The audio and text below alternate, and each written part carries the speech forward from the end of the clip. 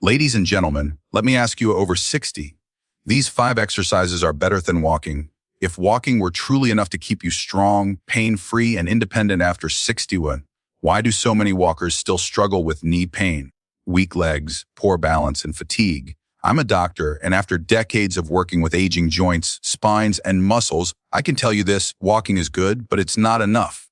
In fact, if walking is the only exercise you're doing after 60, you may actually be losing strength, stability, and protection against falls every single year. Today, I want to share 5 exercises that outperform walking when it comes to protecting your joints, strengthening your muscles, improving balance, and extending your independence. These are movements I recommend because they are low impact, joint-friendly, and practical for real life. And yes, they are surgeon-approved. Let's begin. Over 60. These 5 exercises are better than walking, surgeon-approved. Now, before that statement makes you uncomfortable, let me be very clear from the beginning. Walking is not bad. Walking is natural. Walking is familiar. Walking feels safe. And for many years, walking has been promoted as the gold standard of exercise for older adults. But as a doctor who has spent decades looking at aging joints, weakened muscles, damaged spines, and preventable falls, I need to say something honestly and responsibly: walking alone is not enough anymore once you cross 60. And I don't say that to scare you. I say that to empower you. Because the goal after 60 is not just movement. The goal is independence. The goal is strength.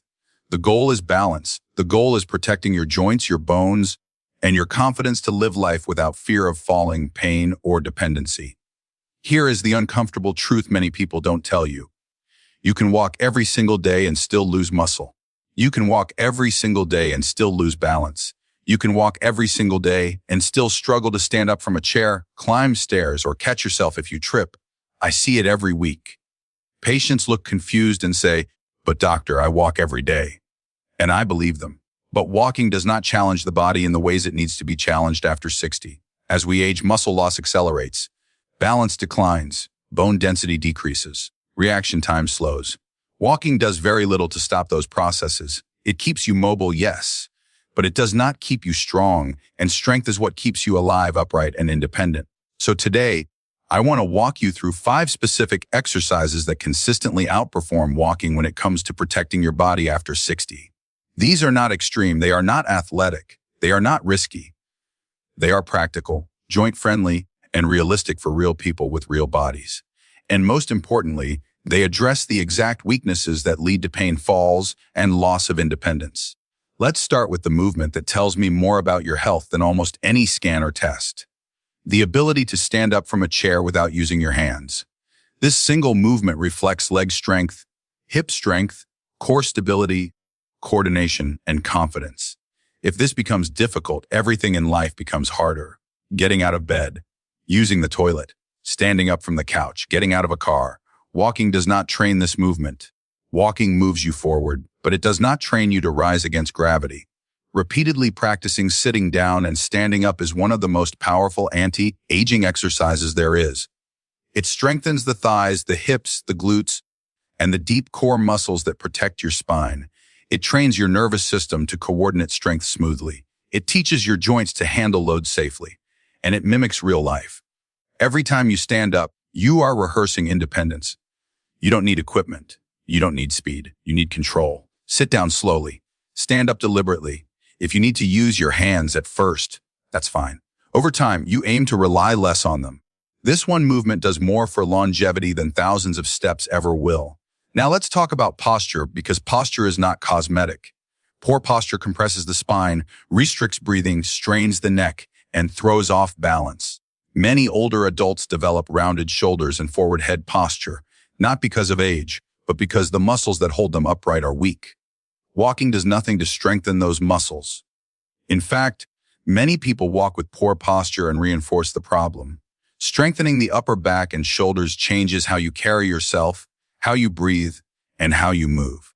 A simple pulling motion using a resistance band or light weights activates the muscles between your shoulder blades, the muscles that keep your chest open and your spine supported. When these muscles are strong, neck pain decreases, shoulder pain decreases, and balance improves. You stand taller without thinking about it. This matters more than most people realize. A strong upper back reduces the risk of falls by improving body awareness and alignment. It also reduces fatigue because your muscles are no longer fighting gravity all day long. Walking does not address this at all. Now let's address balance directly, because balance is not something you either have or don't have. Balance is trainable. And the most dangerous misconception is believing that walking improves balance sufficiently. Walking is repetitive and predictable. Balance loss happens during unpredictable moments. Stepping off a curb, turning quickly, reaching for something, tripping over an object. One of the simplest and most effective ways to train balance is to practice standing on one leg. This challenges the ankles, knees, hips, and core, and it forces the brain to communicate more efficiently with the muscles. This brain-to-body connection weakens with age if it's not challenged. When balance is trained intentionally, reaction time improves. Confidence improves. Fear decreases. You don't need to do this perfectly.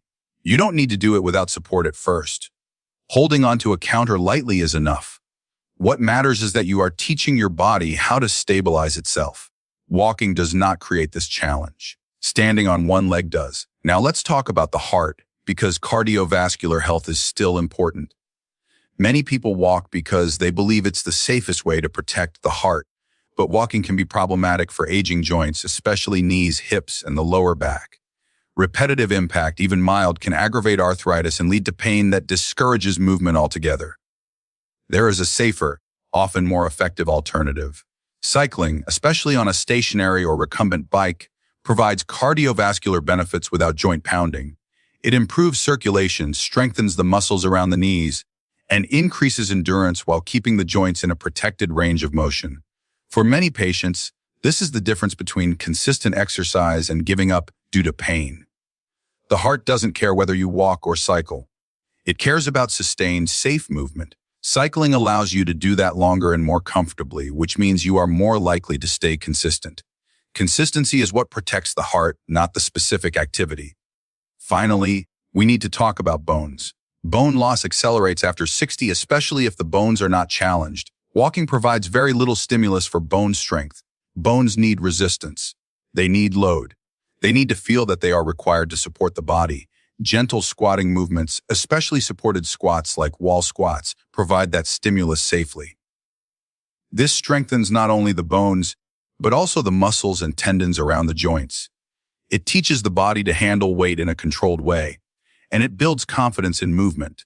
Many people avoid squatting because they fear knee pain, but when done properly and within a comfortable range, squats can actually reduce knee pain by strengthening the muscles that protect the joint. The key is depth control, slow movement, and proper alignment. No bouncing, no forcing. When you combine these 5 movements, something remarkable happens. You don't just exercise, you rebuild. You restore strength where it matters. You train balance where it's needed. You protect joints instead of wearing them down. You prepare your body for real life, not just for counting steps. Walking can still be part of your routine if you enjoy it, but it should no longer be the foundation. Strength, balance, and controlled movement should be the foundation now. This shift is what separates aging with fear from aging with confidence. I've seen people in their 70s and 80s regain abilities they thought were gone forever simply by changing how they move. Not by doing more, but by doing better. The human body is incredibly adaptable, even later in life, when it's given the right signals. And let me say this clearly, pain is not progress. These movements should feel challenging, but not painful. Start small. Build gradually. Your goal is not exhaustion. Your goal is capability. Aging is not about slowing down. It's about strengthening up. And when you choose exercises that truly serve your body after 60, you're not just adding years to your life, you're adding life to your years. Let me leave you with this. Walking keeps you moving. Strength keeps you living. After 60, your goal is not just to walk longer, it's to stand stronger, balance better, and live independently. These 5 exercises do what walking alone cannot. They protect your joints, strengthen your muscles, prevent falls, and preserve your freedom. Start small. Stay consistent. Your future body will thank you. Because aging is inevitable, weakness is not. Thank you.